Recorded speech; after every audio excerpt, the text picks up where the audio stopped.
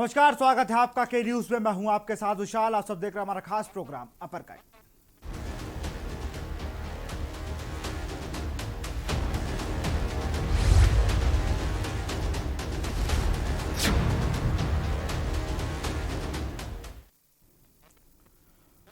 Uppercut भारतीय team का आगाज वार्म अप मैच में अगर बात की जाए तो पहले तो इंग्लैंड को 7 विकेटों से हराया, लेकिन उस जीत से कई चिंताएं बढ़ गईं और अब ऑस्ट्रेलिया से मैच चल रहा है। 153 रन पर रोक दिया है एरॉन फिंच की टीम को। आज विराट कोहली आराम कर रहे हैं, उन्हें आराम दिया गया है। रोहित शर्मा कैप्टनसी कर रहे हैं, रोहित शर्मा ओपन आए हैं केएल राहुल के साथ, और दोनों एक सधी हुई शुरुआत की ओर बढ़ चुके हैं। 50 रन के ऊपर का जो लक्ष्य है वो पार कर लिया है। 6 ओवरों में 43 रन बनाए थे, उसके बाद लगभग 63 रन पर कोई भी विकेट नहीं है भारतीय टीम का। तो एक चिंता बढ़ गई है टीम मैनेजमेंट की कि प्लेइंग कॉम्बिनेशन क्या जाएगा। सबसे बड़ी बात 24 तारीख को भारत वर्सेस पाकिस्तान का मैच। इस मैच की जो तैयारियां हैं वो बहुत पहले से होने लगी हैं। फैंस अलग अलग बातें कर रहे हैं और 5 बार से ये टीम, पाकिस्तान की टीम, भारत से जीत नहीं पाई है। T20 की बात मैं कर रहा हूं, और वर्ल्ड कप में कभी जीत भी नहीं पाई है। और अब की बड़ा यंग इंडिया है। 2007 का वर्ल्ड कप अगर आप उठाएंगे, उसकी टीम देखेंगे तो लगभग वैसी ही टीम है।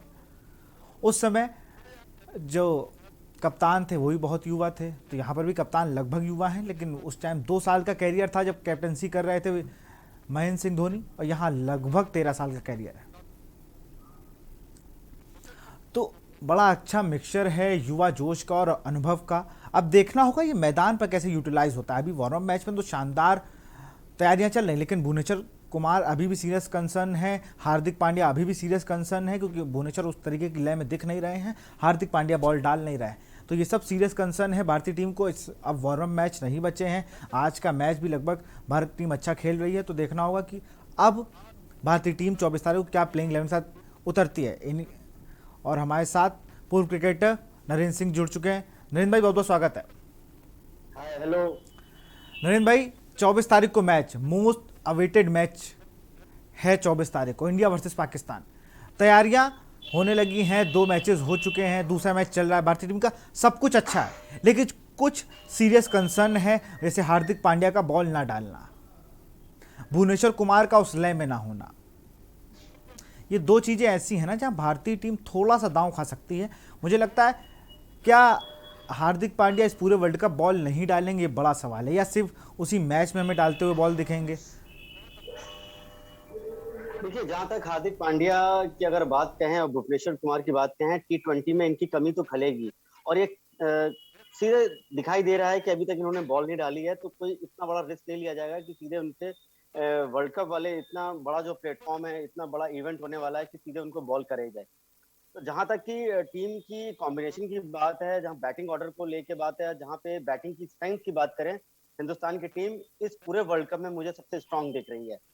हाँ, जरूर इसमें बॉलिंग की हम थोड़ी सी बात कह सकते हैं कि जिस तरह से चहर का इंक्लूजन है और जो हमारे पास बॉलिंग लाइनअप है, उसमें थोड़ी सी कह सकते हैं कि एक्सपीरियंस की कमी है।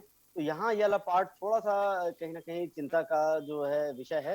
लेकिन मुझे लगता है कि आईपीएल में ये जो भी खिलाड़ी हैं वहाँ पे इतने समय से वहाँ खेल रहे हैं, कहीं ना कहीं इनको कंडीशन मालूम है और कैसे मार पड़ती है, कैसे काउंटर करना है। तो मुझे ऐसा लगता है कि जहां तक ये 24 तारीख के मैच की बात है, अगर नेक टू नेक अगर हम किसी प्लेयर को अगर हम देखें, पाकिस्तान और इंडिया के खिलाड़ियों को, तो हमारे प्लेयर्स ज्यादा इनसे ज्यादा एक्सपीरियंस हैं और कहीं ना कहीं उस लेवल पे इन्होंने कम्पीट किया हुआ है, परफॉर्म किया हुआ है। तो मैं मेरा जो कह सकता हूँ कि सपोर्ट और जो मेरा जो एक्सपीरियंस है, ये कहता है कि हिंदुस्तान पाकिस्तान से 19 नहीं 25 परफॉर्मेंस करेगा। लेकिन एक चीज़ और भी है, चलिए अच्छी बात है, भारतीय टीम काफ़ी दिनों से यूएई में भी है, सारे पे अलग अलग टीमों से रहे, यूएई में बने हुए थे, लेकिन पाकिस्तान से ज़्यादा मैच यूएई में किसी ने नहीं खेले, एक ये भी बड़ी बात है। लेकिन 2018 के बाद से यूएई में एक भी मैच नहीं खेला, ये दूसरी बात है। थोड़ा फ्लैटेड विकेट होते हैं, जैसे अब आप हमसे चर्चा कर भी रहे थे, मैं आप चर्चा कर रहे थे कि फ्लैट विकेट होते हैं, भारतीय टीम को काफ़ी मदद मिलती है। लेकिन देखने वाली बात नरेंद्र भाई ये है कि इस टीम को यूज़ कैसे करते हैं। वहाँ बाबर आजम ने अभी 50 रन बनाए, आउट वो बहुत ही अच्छी गेंद पर हुए, जैसे वो छक्का मार लेते उस गेंद पे, लेकिन वो बहुत फ्लाइटेड बॉल पर आउट होकर चले आए। और ऐसा मैं उनको 10-12 मैचेस से देख रहा हूँ, फ्लाइटेड बॉल उनको हमेशा परेशान करती है, कूदते हैं आगे मारने के लिए और आउट हो जाते हैं। तो वो एक अलग रणनीति होगी बाबर आजम के लिए भी। देखिए, जिस तरह बाबर आजम का खेल है और जिस तरह हमारे विराट कोहली का खेल है, जिस तरह हार्दिक पांड्या खेलते हैं या सूर्य कुमार खेलते हैं, ये इन सभी खिलाड़ियों की प्रतिभा कहीं ना कहीं सबसे अलग है। देखिए, हमारे जो हिंदुस्तान के क्रिकेटर हैं, ये इनके पास तजुर्बा ज्यादा है। बाबर आजम मैं रेट करता हूँ, बहुत अच्छे खिलाड़ी हैं। जैसे आप बार बार बोलते हैं कि फ्लाइटेड बॉल पे वो आउट होते हैं, तो जरूर कहीं ना कहीं हमारी रणनीति ऐसी तैयार होगी कि इनको कुछ बॉलर शुरू में ही जब ये बैटिंग करने आए, क्योंकि तेज बॉल जो ऑफ द विकेट तेज आता है, जो फ्लैसिड होती है विकेट, वहां बल्ला फेंकते हैं। और मिस टाइम भी अगर देखा जाए तो वो बॉल बहुत दौड़ता हुआ चला जाता है। लेकिन जहां पे इस तरह के जो खिलाड़ी बार बार इस तरह की गलती करते हैं, उनकी ये वीक पॉइंट है। तो मुझे ऐसा लगता है कि धोनी अब साथ में है, विराट कोहली इतने तजुर्बेदार खिलाड़ी हैं, तो वो कहीं ना कहीं स्लो बॉलर से स्टार्ट करेंगे और इनको इनवाइट करेंगे इनको गलत शॉट खेलने के लिए। तो कहीं ना कहीं जो आपने ये बात रखी है, टेक्निकलिटी की बात है, और जो स्टाफ जो वहां पे मैनेजमेंट है, वो इस चीज को बहुत जरूर तरीके से देखेगा इनके पुराने मैचेस में, कि कहाँ पे फंसते हैं, कहाँ इनका सर गिरता है, कौन सी ऐसी बॉल पे ये जो है बॉल के पीछे नहीं आते हैं, बॉल से दूर हो जाते हैं। तमाम इस तरह की जो टेक्निकलिटीज हैं। लेकिन एक जो आपने ये जो बड़ा सबसे बड़ा पॉइंट बताया कि ये खिंची हुई बॉल पे जो फ्लाइटेड बॉल होती है, ये वहां पे टेम्प्ट हो जाते हैं और वो अपना विकेट भी देते हैं। तो इस पे कहीं ना कहीं इनको प्लान किया जा सकता है आउट करने का। लगभग सेम पावर है दोनों की, दोनों के स्पिनर्स उसकी पावर है। अब यहाँ पर पाकिस्तान में तेज गेंदबाज बहुत अच्छे अच्छे होते हैं। शाहीन अफरीदी इस टाइम बहुत अच्छे गेंदबाज हैं, जैसे इधर हार्दिक पांड्या है, वहाँ पर अजहर अली है। दोनों सेम तरीके की बॉलें फेंकते हैं, सबकी स्लोवर मास्टर है। अब मुझे लगता है कि जैसे अजहर अली को बहुत प्रमोट करता है पाकिस्तान, वैसे हार्दिक पांड्या को भी बहुत करता है। अजहर अली और हार्दिक पांड्या, ये दोनों ऐसे खिलाड़ी हैं जो अपनी टीम के लिए मैच को बदल सकते हैं।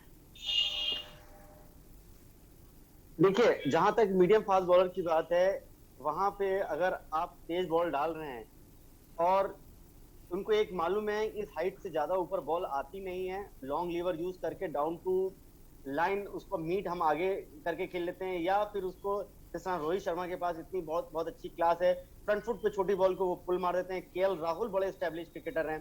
तो मुझे नहीं लगता है कि इस तरह की कोई तेज गेंदबाज जो है हिंदुस्तान के खिलाड़ियों को कोई दिक्कत पेश कर सकते हैं।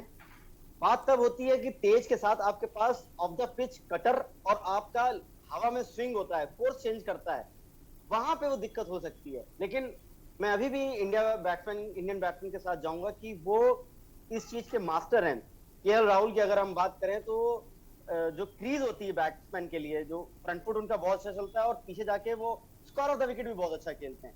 और शुरुआती अगर ये सर्वाइवल इनका पीरियड 1-2 ओवर का निकल गया, और ये ऐसे खिलाड़ी हैं हिंदुस्तान के पास, ये शीट एंकर का रोल अदा करते हैं और आखिर तक खेलते हैं। और मुझे लगता है कि अगर इंडिया की पहले बैटिंग आई तो एक बहुत बड़ा स्कोर भी खड़ा कर सकती है हिंदुस्तान। अच्छा, मुझे एक चीज़ और भी देखनी है। जैसे अभी भारतीय टीम ने दोनों मैचेस में पहले गेंदबाजी करी है, दोनों मैचों में बैट्समैन ने अच्छा साथ दिया। एक में 192 रन बना दिए सामने की टीम ने। उसमें देखने को मिला कि हमारी टीम में शुरुआती ओवर में 6 ओवर में विकेट निकालने वाला कोई गेंदबाज एक नहीं दिख रहा है। ये एक बड़ी बात है कि 6 ओवर में, और ये बहुत लंबे अरसे से नरेंद्र भाई चल रहा है कि 6 ओवर जब गेंदबाजों के पास होते हैं टी20 में, तो हम विकेट लेने में बहुत ज़्यादा पीछे होते जा रहे हैं। बांग्लादेश हमसे आगे है एवरेज के मामले में, पाकिस्तान आगे है। आप हम लोग श्रीलंका से भी पीछे हैं, लास्ट नंबर पे हैं हम लोग को 7 से 8 ओवर लग जाते हैं पहला विकेट तलाशने में। तो ये भी इस पे थोड़ा भरत अरुण को ध्यान देना होगा, क्योंकि लंबे समय से भारतीय टीम के बॉलिंग कोच हैं और जिस तरह से वो साथ में बने हुए हैं, लेकिन ये फायदा नहीं मिल रहा। बहुत रेयर केसेस में मिलते हैं हम लोग को शुरुआती ओवर में विकेट, अब वो मिलना ही बंद हो गए हैं। शुरुआती ओवर में विकेट या पावर प्ले में विकेट निकालते हैं। देखिए, ये जो आपने बात बोली है, ये एक बहुत चिंता का विषय तो है ही, क्योंकि अगर 6 या 7 ओवर 8 ओवर तक कोई विकेट नहीं गिरता है, तो कोई एक ऊपर से जो बल्लेबाजी करते हुआ बैट्समैन आ रहा है, जो कि पावर प्ले को उसने यूज कर लिया और वो सेटल हो चुका है, तो वो कहीं ना कहीं अपनी इनिंग को उसके ऊपर ये भी कहीं ना कहीं मैनेजमेंट ये बोलता है कि आपको विकेट नहीं देना, because if somebody is going for a batting after 6-7 overs, he will take time, 2 overs तो सेटल होने में लगेंगे, तो बाय द टाइम एवरेज नीचे आ जाएगा। तो ये सचमुच बहुत चिंता का विषय है कि 6-7 ओवर में 1 या 2 विकेट ऊपर से अगर निकालेंगे तभी हम मैच जीतने में सक्षम हो सकते हैं। ये इसमें कई बार ऐसी रणनीति भी अपनाई जाती है कि मान लीजिए जो आपके एक रेगुलर बॉलर है, जो मीडियम फास्ट बॉलर है, आपको विकेटें नहीं दे रहे हैं, तो उसमें आप पावर प्ले में आप किसी स्लो बॉलर को, स्पिनर को, जो कि अनऑर्थोडॉक्स स्पिनर है, उसको भी यूज कर सकते हैं। इसमें कहीं ना कहीं थोड़ी सी जो रणनीति इनकी अभी तक कामयाब नहीं हुए हैं। अब यहाँ पे कुछ ना कुछ जरूर इन्होंने सोचा होगा कि पावर प्ले में एक आधा झटका देना बहुत जरूरी है। पावर प्ले अगर निकल जाता है तो फिर एक प्लेयर को ये बोला जाता है कि अब आपको इस इनिंग को कंसोलिडेट करना है। तो मेरा ये मानना है कि जो आपने एक पॉइंट रखा है कि आउट करना बहुत जरूरी होगा, नो डाउट। क्योंकि बैट्समैन की हमने पूरी ताकत देख ली, बैट्समैन तो हमारे अच्छा परफॉर्म कर ही रहे हैं, लेकिन मेन गेंदबाजी भी करनी होगी। आप 250 रन बना दीजिए, आपके बॉलर 6 ओवर में 73 रन बनवा देंगे तो कोई बहुत बड़ी बात नहीं कि वो 250 चेज हो जाए। और आज के युग में, आज के क्रिकेट में जितना बदलाव आया है, तो यहाँ पर 300 रन भी चेज होते हैं। एक एक दिन में जिस टेस्ट मैच में 150 नहीं बनते थे, आज वहाँ पर 300 रन चेज होते हैं और 300 रन बनते हैं और 10-10 विकेट भी गिर जाते हैं। तो इतना बदलाव तो हमने टेस्ट में देखा है। ये तो तब से सबसे शॉर्टेस्ट फॉर्म है क्रिकेट का T20। इसमें तो बहुत से बदलाव देखने को अभी और मिलने वाले हैं।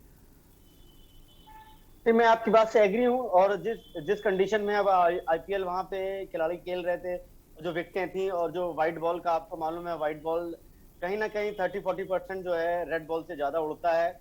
और अगर कोई बल्लेबाज सेट हो जाता है और उसका दिन होता है तो वो कहीं ना कहीं वो 200 प्लस का भी टारगेट कहीं ना कहीं चेज कर लेता है। हमेशा एक चीज हम लोग बीइंग ए कोचेज अपनी टीम में जब हम लोग मीटिंग करते हैं तो यही सिखाते हैं कि अगर आप जीतेंगे तो आपको आउट करना पड़ेगा। आपको किसी भी बैट्समैन को सेटल नहीं होना देना होगा और आपको विकेट निकालना होगा।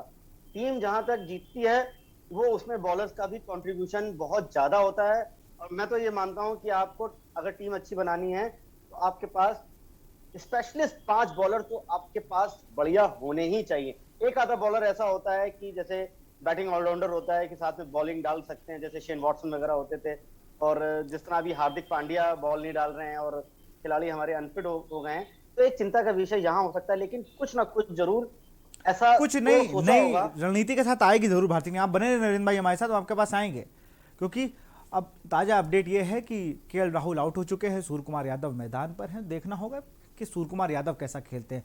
सिलेक्शन से पहले ये लगभग आखिरी वार्म अप मैच है। अब कौन अंतिम 11 होगा जो 24 तारीख को पाकिस्तान के खिलाफ भारत की जर्सी पहन के मैदान पर उतरेंगे, सब पे चर्चा जारी रहेगी, लेकिन एक छोटे से ब्रेक के बाद।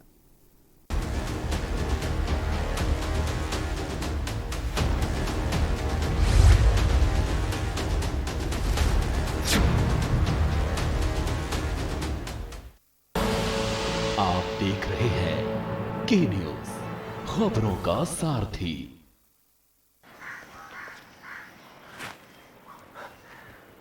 हेलो, मैं धनराज, दिल्ली गवर्नमेंट स्कूल का स्टूडेंट। जब दिल्ली गवर्नमेंट की तरफ से मुझे विशाल सर एज मेंटोर मिले तो मैंने सोचा इस मेंटोरशिप से कुछ होगा, लेकिन सर हुआ। मुझे ना साइंटिस्ट बनना है, लेकिन इसके लिए कहाँ जाऊँ, किससे पूछूँ, कहाँ अप्लाई करूँ, ये सारे सवाल मेरे सामने खड़े थे। साथ ही खड़े थे पापा अपनी उम्मीद लेकर कि मैं उनके जैसा कोई सेफ सा जॉब पकड़कर जल्दी जल्दी सेटल हो जाऊं। और बस इन परिस्थितियों में मैंने अपने साइंटिस्ट बनने के सपने को दबा दिया। लेकिन जब मैंने अपने मेंटोर विशाल सर से बात करना शुरू किया तो एक कॉन्फिडेंस मिला। उनके गाइडेंस से मेरे अंदर फिर से साइंटिस्ट बनने की उम्मीद जगी। मुझे रास्ते मिले और विशाल सर ने सिर्फ मुझे ही नहीं, मेरे पापा के अंदर भी उम्मीद जगाई कि उनका बेटा एक दिन साइंटिस्ट जरूर बनेगा। थैंक यू विशाल सर, मेरे मेंटोर बनने के लिए। दिल्ली के सरकारी स्कूल तो शानदार हो गए, नतीजे भी बहुत अच्छे आने लगे हैं, पर अब इन बच्चों को बड़े भाई की जरूरत है, बड़ी बहन की जरूरत है, इन्हें आपकी जरूरत है। आप किसी बच्चे के मेंटर बनेंगे? बस रोज 10 मिनट एक बच्चे से आपको फोन पे बात करनी है, उसे गाइड करना है।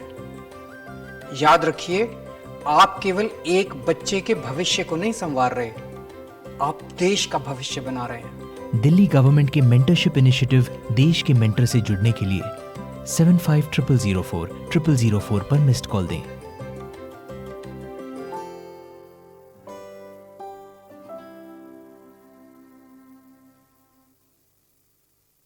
जुबान के लिए उड़ चला गैरों की ज़मीं पर, खुशबू अपने पन की ढूंढता और दूर कितना भी जा, इस जुबान से दूर ना जा पाओगे।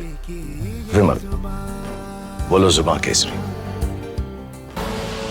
आप देख रहे हैं के न्यूज, खबरों का सारथी।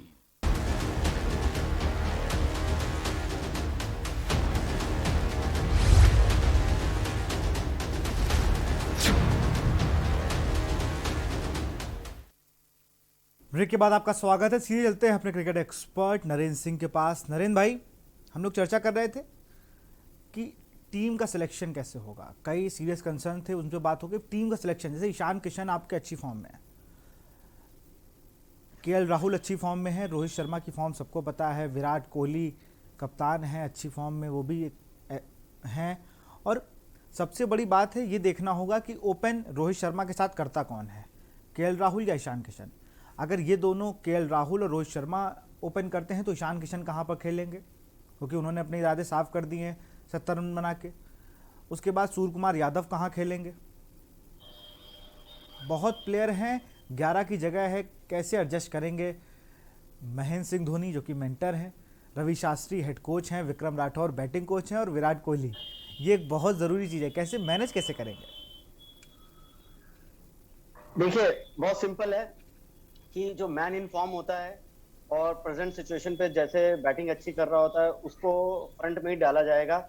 मैं महेंद्र सिंह धोनी का एग्जांपल दूंगा। सौरव गांगुली जब वो कप्तान थे तो उन्होंने अपने इंटरव्यू में एक बात बोली थी कि जो खिलाड़ी होते हैं, जो टॉप के खिलाड़ी होते हैं, शॉर्टर फॉर्मेट में उनको फ्रंट पे ही डालना चाहिए और वो अच्छा परफॉर्मेंस देंगे। जहां फॉर्म की बात है, रोहित शर्मा अच्छा वाइट बॉल से खेलते हैं, ईशान किशन लेफ्टी हैं, लेफ्टी राइटी का कॉम्बिनेशन बन सकता है, केएल राहुल जो हैं वो बिंदास बैटिंग करते हैं, विराट कोहली हैं, उसके बाद सूर्य कुमार यादव हैं। तो नीचे बैटिंग ऑर्डर में down to line Hardik Pandya हमारे पास अच्छे विकल्प हैं उड़ाने के लिए। तो उस तरह से जब ओवर्स कम बचते हैं तो इनको एक फ्री लाइसेंस दे दिया जाता है। तो मुझे नहीं लगता है कि कोई बैटिंग ऑर्डर में इतना कोई दिक्कत होगी और सबको अपना अपना रोल पता है।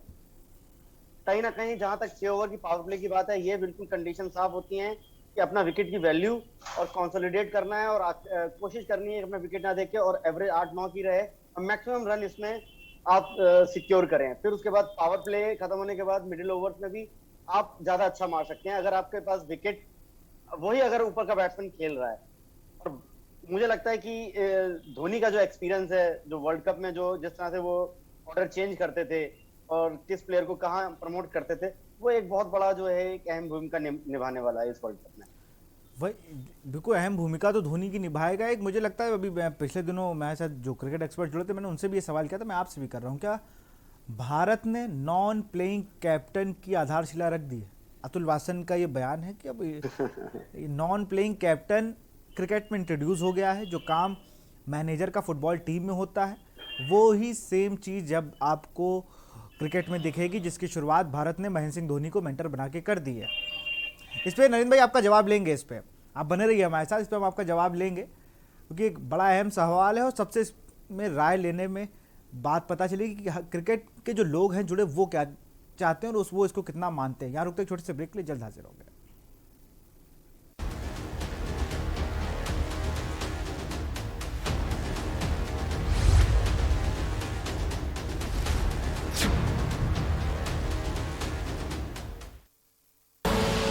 आप देख रहे हैं के न्यूज, खबरों का सारथी। हम सभी जानते हैं कि दिल्ली और उसके आसपास के इलाकों में हर साल अक्टूबर नवंबर के महीनों में पराली के धुएं से प्रदूषण बढ़ जाता है। सर्दियों में पंजाब, हरियाणा और उत्तर प्रदेश में पराली के जलने वाले धुएं से दिल्ली के करोड़ों लोगों को सांस लेने में तकलीफ होती है। हमारे किसान भाइयों को मजबूरी में अपनी पराली जलानी पड़ती है क्योंकि उनके पास कोई और दूसरा रास्ता ही नहीं होता। अब दिल्ली सरकार ने पराली से होने वाले प्रदूषण को खत्म करने के लिए एक ठोस कदम उठाया है। दिल्ली सरकार ने भारतीय कृषि अनुसंधान संस्थान पूसा द्वारा विकसित बायो डीकंपोजर तकनीक को दिल्ली में लागू कर दिया है। पूसा इंस्टीट्यूट के बायो डीकंपोजर तकनीक से पराली को गलाकर वहीं खाद में बदला जा सकता है। दिल्ली सरकार ने इस तकनीक को लागू कर दिया है और इसका सारा खर्च दिल्ली सरकार उठा रही है। और जब खेत में ही उस पराली का खाद बन जाएगा तो वो जमीन की उर्वरता भी बढ़ाएगा, मतलब किसानों की अगली फसल भी बढ़िया होगी। यही तो हमारे किसानों को चाहिए। और सबसे बड़ी बात, जब पराली नहीं जलेगी तो प्रदूषण भी नहीं होगा। इसमें सबका फायदा है। पहले हमें अपनी पराली जलानी पड़ती थी, लेकिन इस बार हमें ऐसा नहीं करना पड़ा। दिल्ली सरकार ने पराली को खाद में बदलने के लिए हमारे खेतों में ये छिड़काव करवाया। ये बहुत ही आसान था और हमें तो बहुत फ़ायदा हुआ। ये पूरा काम दिल्ली सरकार ने खुद कराया है, हमें तो एक पैसा नहीं देना पड़ा और हमारी पराली यही खेत में ही खाद बन गई है और प्रदूषण भी नहीं हुआ। ये बहुत बढ़िया समाधान है। दिल्ली सरकार प्रदूषण को खत्म करने के लिए युद्ध स्तर पर तो काम कर ही रही है, साथ ही किसानों की सुविधाओं का भी पूरा ख्याल रखा जा रहा है।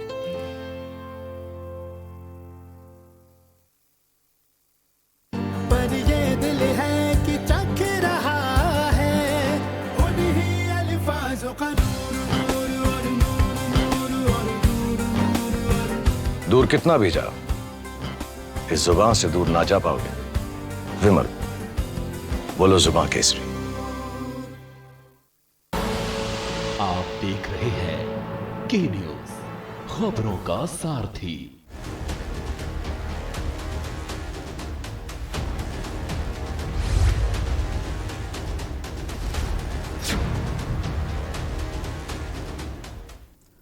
ब्रेक के बाद आपका स्वागत है। हमने एक सवाल किया कि यह अतुल वासन का बयान था कि अब भारतीय टीम ने एक ऐसी नींव रख दी है, ऐसी चीज़ की कि अब वो सारी टीम उसको अपनाने लगेंगी। महेंद्र सिंह धोनी को मेंटर बना के नॉन प्लेइंग कैप्टन की आधारशिला रख दी गई है। अब जैसे फुटबॉल में मैनेजर दिखते थे, वैसे आपको यहाँ पर भी लोग दिख जाएंगे। जैसे टेनिस में मेन प्लेयर हमेशा बाहर रहता है, जो मेन कॉन्सेप्ट क्लियर करता है कि तुम बैटिंग करने जाओगे, तुम बॉलिंग करने जाओगे, लेकिन वो सेम चीज़ अब भारतीय टीम ने भी कर दी है महेंद्र सिंह धोनी को मेंटर बना के। हमारे साथ नरेंद्र सिंह जुड़े हुए। नरेंद्र भाई, आपका क्या कहना है?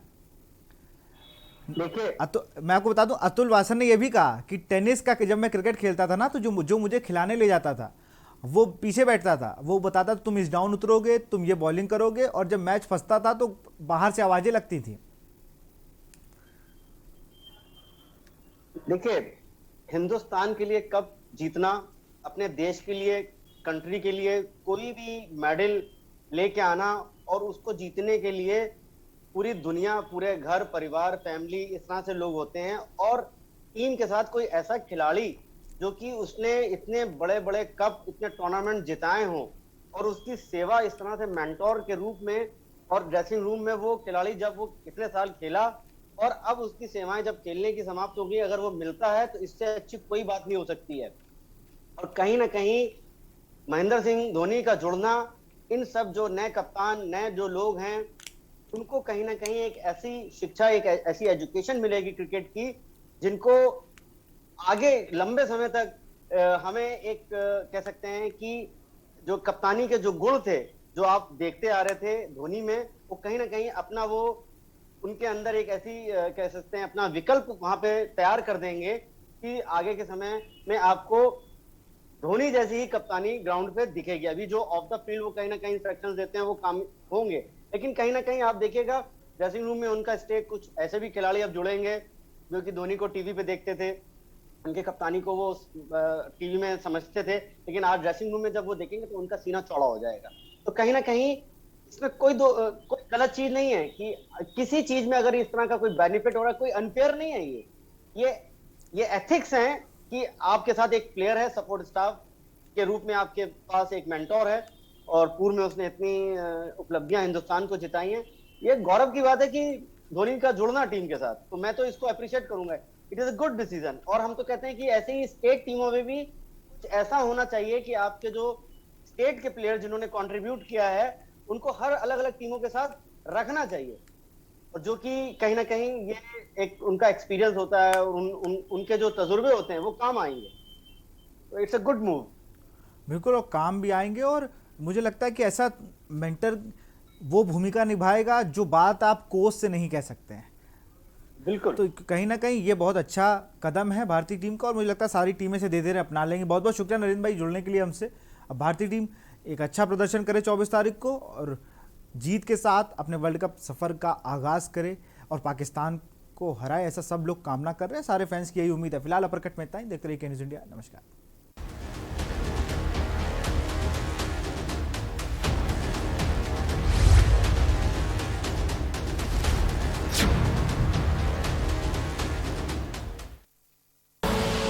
आप देख रहे हैं के न्यूज़।